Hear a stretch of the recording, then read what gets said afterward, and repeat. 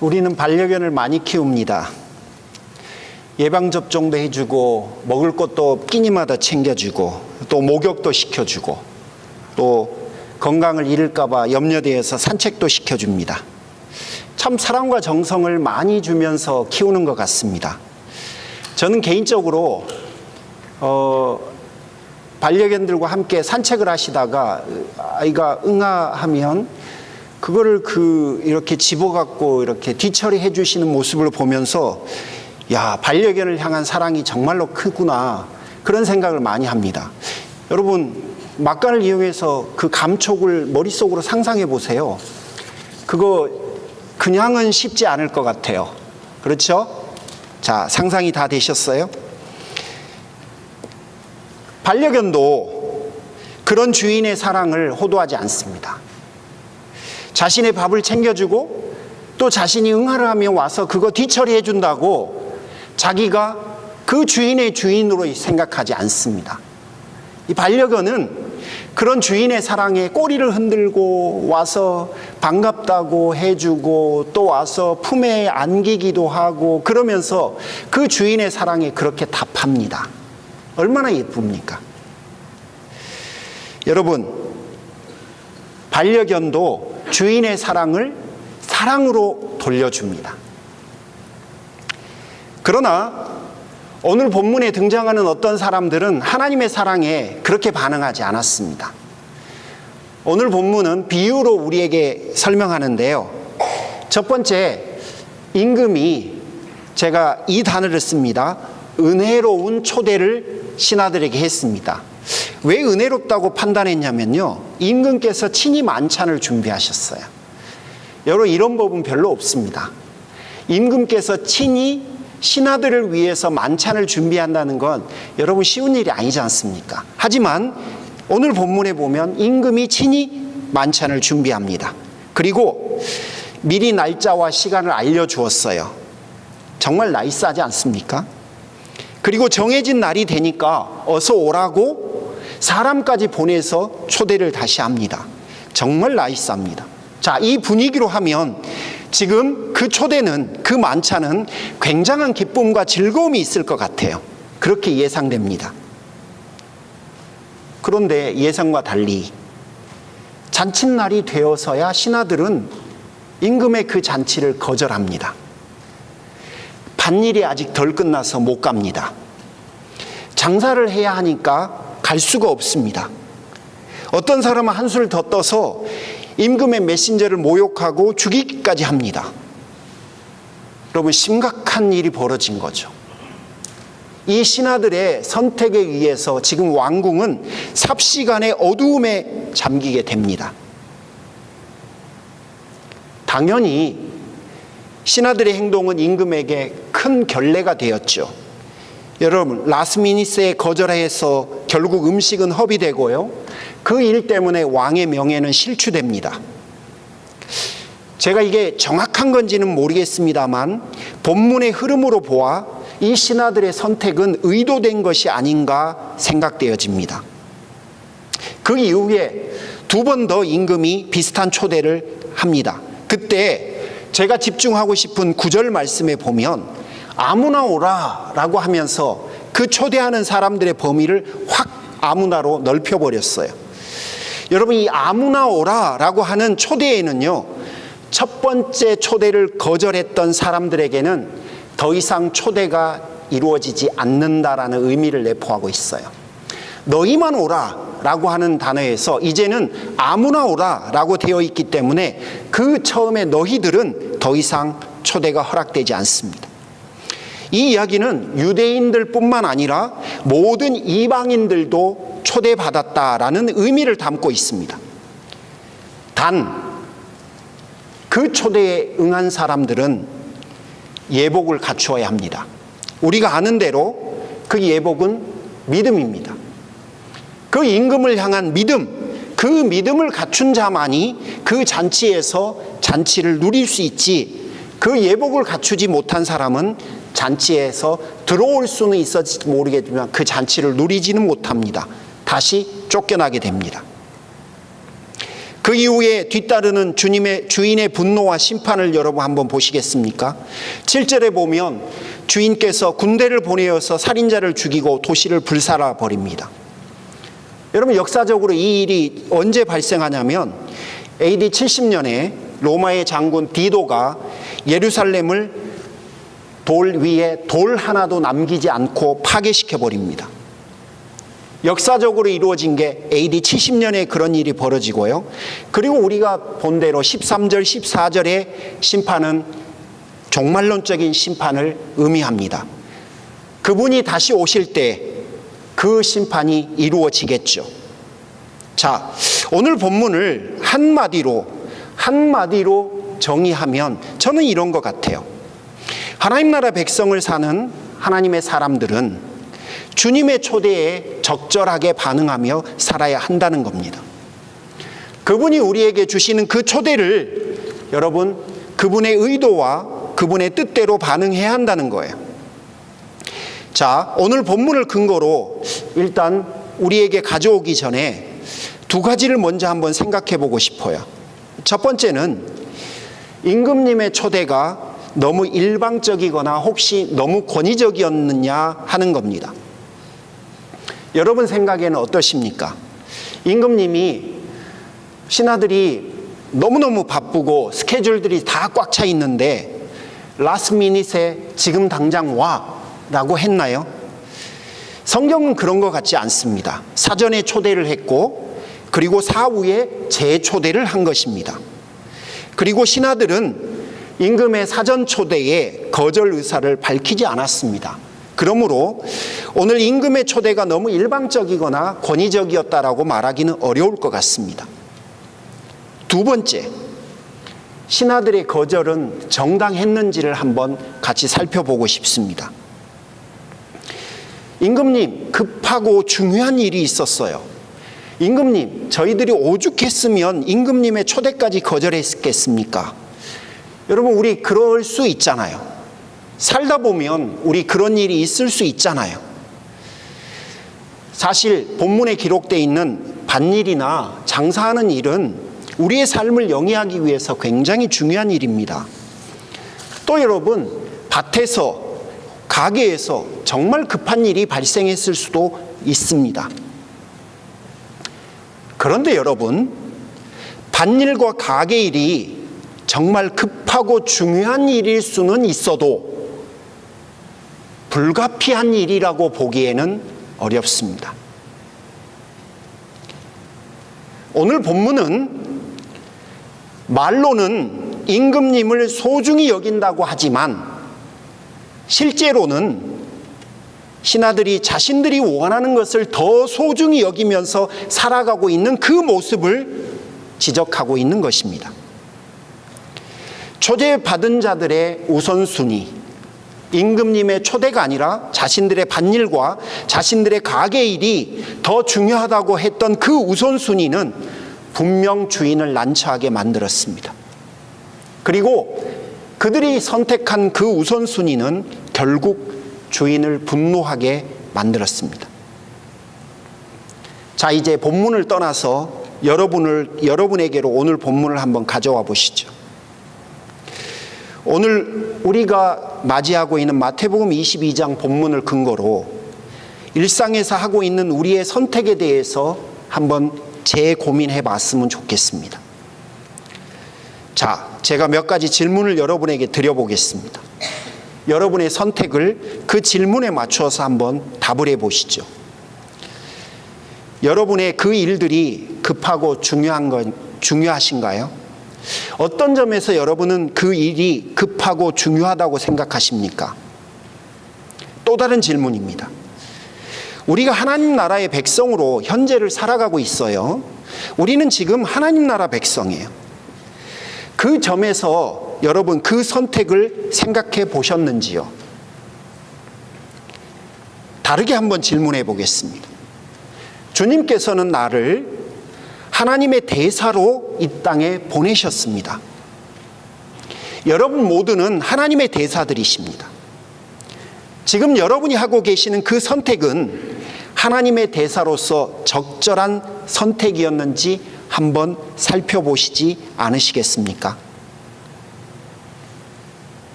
오늘 여러분에게 드리고 싶은 질문은 바로 이 세 가지 질문입니다. 급하고 중요한 건지, 하나님의 백성으로 내가 살아가고 있는데 그 점에서 여러분이 적절하게 판단하신 것인지, 하나님은 여러분을 하나님의 대사로 보내셨는데 그 부분에 있어서 여러분의 선택을 한 번 더 점검하고 계시는지, 만약에 우리가 그렇지 않다면 우리의 선택은 주님의 공감을 받아내기 쉽지가 않습니다. 우리의 선택은 모양만 신앙인인 다른 사람들과 다를 바가 없고 잔치를 심판으로 만들어버릴 가능성이 매우 큽니다. 오늘 말씀을 통해서 여러분의 선택을 한번 점검해 주십시오.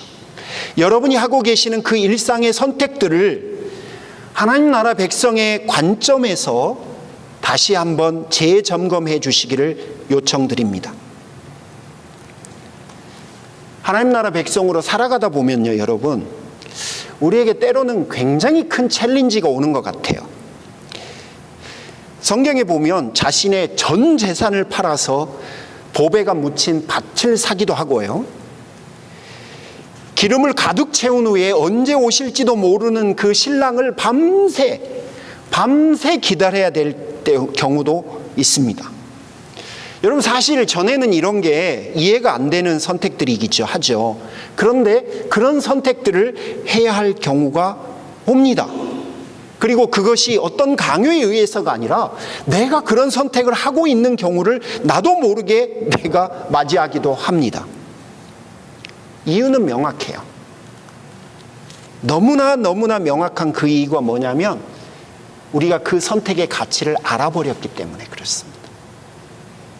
과거에는 내가 그런 선택의 가치를 몰랐는데 어느 순간부터 너무나 어리석어 보였던 그런 결정들이 나에게 얼마나 값지고 의미 있고 당연한 건지를 우리가 알아버렸기 때문에 그래요. 이렇게 제가 한번 설명을 해보고 싶은데요. 큰 회사가 있습니다. 지금 정말 잘 나가요. 하지만 이 회사가 분식회계 등으로 썩어 있고 결국은 문 닫게 될 거라는 것을 내가 알아요. 그리고 이제 다른 하나의 기업은 신생기업이에요. 얼마 안 됐어요. 지금 보기에는 내 눈에 안 들어와요. 초라해 보이기까지 해요. 하지만 좋은 회사가 될 것 같은 잠재성을 내가 보았어요. 여러분, 그 두 개의 회사 중에 어떤 회사를 선택하시겠습니까? 당연히 후자 아니겠어요? 이유는요, 당연한 거 아니에요? 하나님 나라 복음이 바로 그런 거예요. 세상을 보고 세상에 투자하면 지금 당장은 좋을 것 같아요. 하지만 때가 되면 무너집니다. 때가 되면 후회할 날이 옵니다. 반면에 하나님 나라는 내 영혼을 살릴 수 있습니다. 우리를 향한 하나님의 심판이 유보되었다는 걸 내가 이해하고 우리가 그 하나님 나라의 백성으로서 그 나라를 누릴 수 있다는 것을 내가 깨닫고 나면 나는 당연히 하나님 나라 백성으로서의 가치를 가지고 살아갈 거예요. 그러다 보면 당연히 후자에 우리의 인생을 바치지 않겠습니까? 그러므로 전 재산을 팔아 보배가 묻힌 그 밭을 살려고 할 것이고 언제 올지 모를 신랑을 밤새 기다리게 될 것입니다. 내가 그런 선택을 하는 이유는 내가 하나님 나라 백성으로서의 가치를 이해해버렸기 때문에 그렇습니다. 내가 하나님 나라 백성으로서 살아가는 그 삶의 의미가 무엇인지를 깨달아버렸기 때문에 그렇습니다. 그러므로 우리는 그 선택을 더 이상 어리석다라고 말하지 않습니다. 그리고 우리는 그런 선택들을 헌신이라고 표현하지도 않습니다. 우리는 그것들을 상식이라고 말합니다. 누구나 다 그런 선택을 하겠죠. 오히려 망할 것을 알면서도 세상에다 투자하는 것이 어쩌면 희생을 감수하기로 결심한 헌신이 아닐까요? 하나님 나라를 깨달은 하나님의 사람들은 후자에다 우리의 인생과 우리의 삶을 드리게 됩니다. 그리고 우리는 그런 내 자신의 삶을 여러분 희생이라고 헌신이라고 생색내지 않습니다.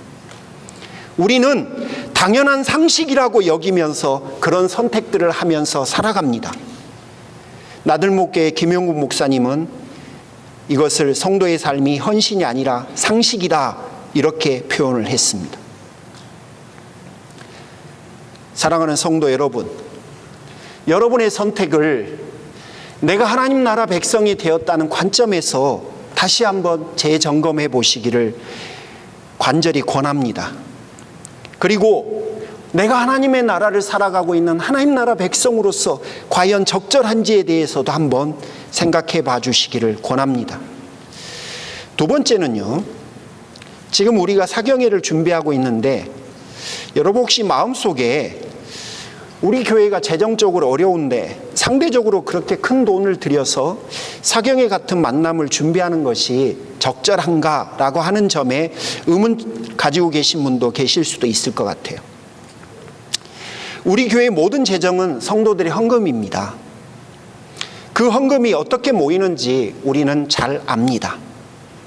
얼마나 수고해야 하는지, 얼마나 노심초사해야 하는지, 얼마나 땀을 흘려야 하는지, 그리고 여러분이 얼마나 많은 압박감과 스트레스를 극복해야 하는지 잘 압니다. 여러분 사실은 그래서입니다. 그래서 해야 합니다. 제가 운동을 좀 게을리 했는데요, 1년 반 넘게 매달마다 피트니스 센터 피는 계속 나갑니다. 보면 매달마다 크레딧 카드에 있어 이렇게 자동으로 잘도 빼가요. 아마 여러분도 그러신 분들 계실 거예요. 근데 이래서는 안 되겠다는 마음이 자꾸 들어서 하루는 갔습니다. 그리고 1시간 동안 열심히 운동을 했습니다. 운동을 하고 나니까 그 다음부터 이상한 증상이 발생을 해요. 근육이 자기 혼자 바르르 떨기 시작해요.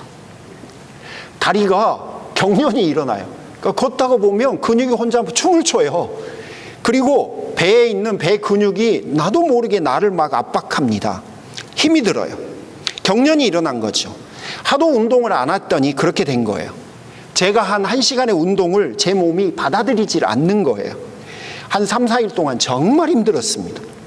그리고 또 안 갔습니다. 여러분, 신앙의 건강성도 그냥 되지는 않는 것 같아요. 우리의 귀가, 우리의 마음이, 우리의 생각이 사실은 잘 받아들이지를 못합니다. 지속적으로 좋은 설교를 듣고 지속적으로 소그룹 모임에 참석하고 함께 성경 공부도 하고 하나님께서 행하고 계시는 일들에 대해서 사경회처럼 집중적으로 들어야 할 날도 필요합니다.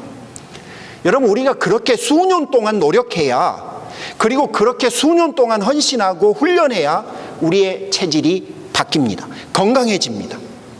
결코 그냥은 안 됩니다.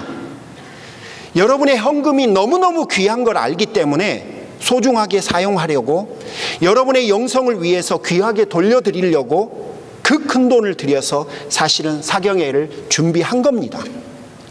여러분, 몸이 건강해지려면 오랜 노력이 필요하듯이 우리의 영성도 건강해지고 신실해지려면 오랜 노력이 필요합니다.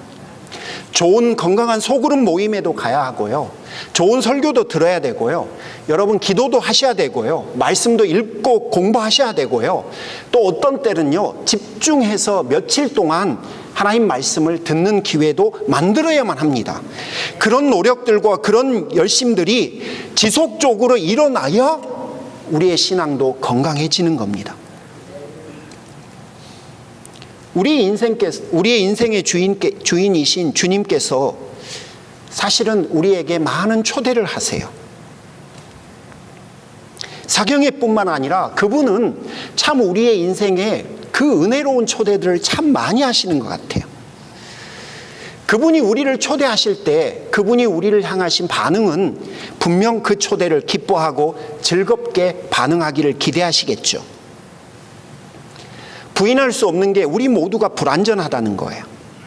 그렇지만 그분이 우리의 불완전함을 다 알고 계신다는 겁니다. 그래서 우리는 시간을 들여서 그분의 초대에 반응을 해보는 거예요. 시간을 그분 앞에 드리는 겁니다. 때로는 마음을 들여보는 거예요. 그리고 어떤 때는 우리는 물질을 들여서 반응하기도 합니다. 또 어떤 때는 그분의 초대에 의지적으로 결단하고 고백을 드려서 반응하기도 합니다.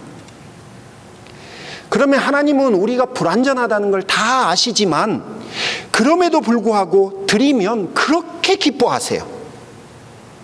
여러분, 솔로몬의 1000번제를 그분이 기뻐하셨잖아요. 그런데 솔로몬의 1000번제뿐만 아니라 과부의 동전 2입도 그분이 기뻐하셨어요. 제사장의 순종을 그분이 정말 기뻐하셨는데요, 그뿐 아니라 어린 아이의 순종 또한 그렇게 기뻐하셨어요. 마음과 드림이 그분을 그렇게 기쁘게 하고 감동을 시켰어요. 그분은 우리가 무엇을 드리든 그걸 너무너무나 좋아하셨어요. 여러분, 제가 야곱과 다윗의 경우를 좀 자세히 나누고 싶은데요, 야곱이라고 하는 인물은 40세에 리브가를 만나서 결혼을 하고 60세에 아들을 얻게 됩니다. 리브가가 임신했을 때 그에게 수태고지가 임하는데요, 창세기 25장 23절에 쌍둥이고 형이 동생을 섬기게 될 거다라는 예언이 임해요. 아들들이 태어났는데 첫째가 에서고 둘째가 야곱이었습니다. 그러니까 이 수태고지에 의하면 야곱을 하나님께서 선택하셨다는 이야기죠. 첫째 에서가 아닌 둘째 야곱이 선택되는 장면이 바로 창세기 28장에 임하는데요, 베델에서 하나님께서 말씀하셨어요. 창세기 28장 3절 4절을 요약하면 이렇습니다. 야곱아, 내가 너에게 복을 주고, 야곱아, 내가 너로 생육하고 번성하게 하고, 야곱아, 내가 너로 인해서 여러 민족을 낳게 할 거다. 이게 바로 할아버지 아브라함, 아버지 이삭에게 주셨던 약속과 동일한 종류의 약속을 지금 야곱에게 주고 있는 거예요. 장자인 에서가 아니라 야곱에게 주고 있는 겁니다.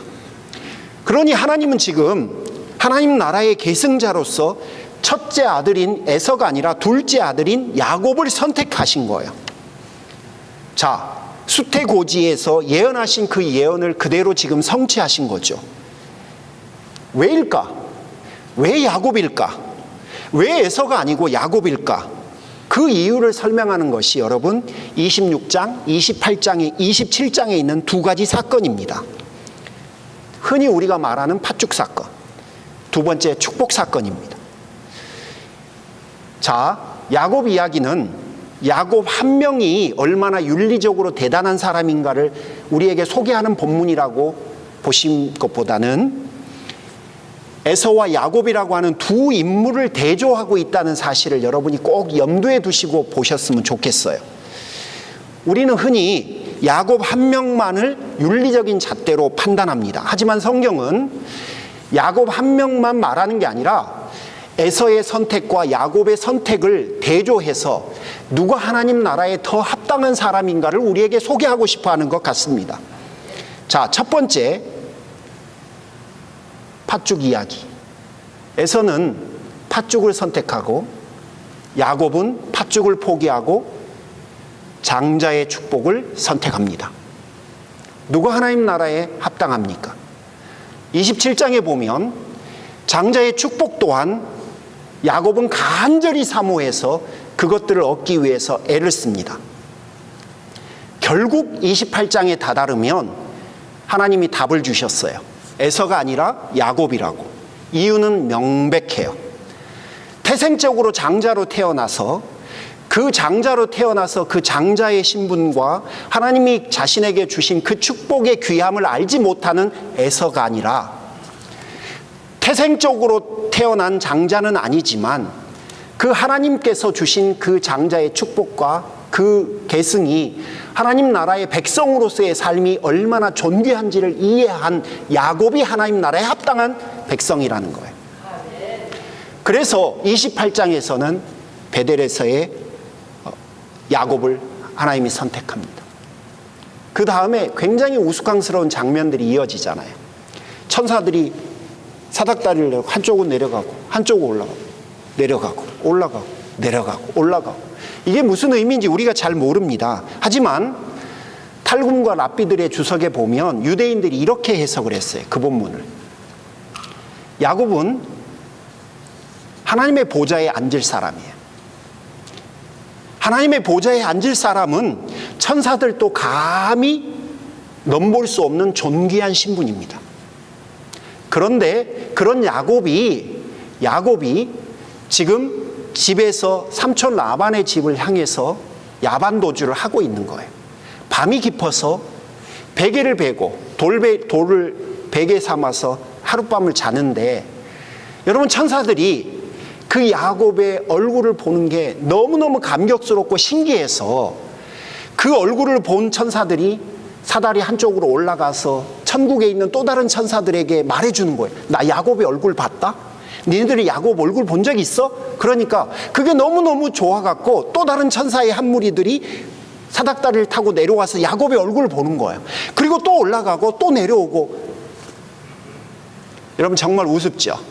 하지만 이 해석을 우습게 여기시면 안 돼요. 이 해석에서 말하고 싶은 건 뭐냐면, 야곱이라고 하는 하나님의 자녀가 얼마나 존귀한지에 대한 이야기를 하고 있는 겁니다. 여러분, 한번 들어보시죠. 하나님은 바로 그거를 야곱 스토리를 통해서 우리에게 말씀해 주셨다고 생각합니다. 태생적으로 장자는 아니지만 그 의미가 어떠한지를 이해하고 그 하나님 나라 백성으로서의 삶과 그 의미와 가치를 온몸으로 받아들인 거예요. 간절히 받아들인 거예요. 그리고 간절한 사모함을 담아서 자신의 인생에 표출한 것이 바로 야곱입니다. 하나님은 그걸 기대하셨다는 거죠. 다윗 이야기는 우리에게 너무 익숙합니다. 하지만 다윗이라고 하는 인물도 얼마나 흠이 많은 인물인지 우리는 잘 압니다. 남편이 있는 여인을 탐하고, 그리고 그 남편을 살해하고.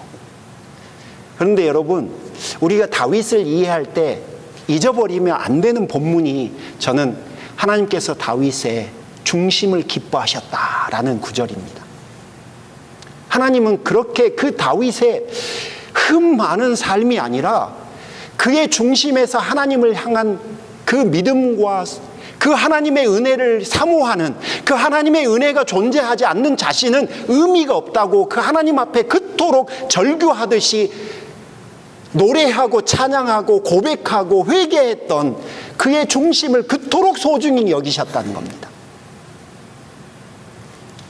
우리는 하나님의 부르심에 무언가를 드리게 될 겁니다.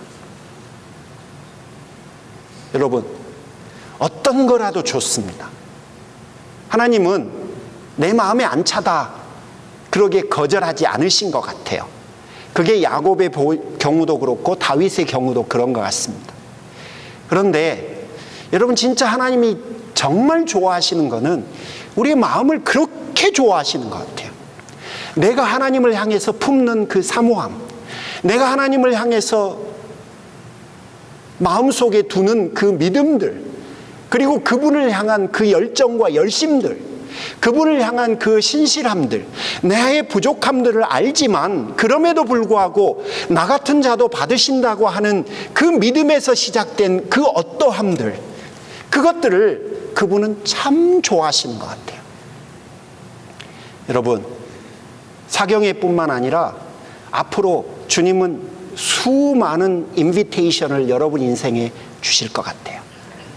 그때 여러분, 우리 이런 걸 좀 드려보면 안 될까요? 이거를 헌신이라고 생색내는 그런 마음 말고 하나님 나라 백성으로서 살아가는 당연한 상식이라고 생각하면서 그분 앞에 내 마음과 중심을 한번 드려보는 거죠. 하나님 나라에 합당한 사람들 아니겠습니까? 그리고 내가 하나님을 기뻐하고 즐거워하고 있다는 그런 고백 아니겠습니까? 사랑하는 성도 여러분, 주님의 초대가 여러분 인생 가운데 계속 될 겁니다. 그때 오늘 본문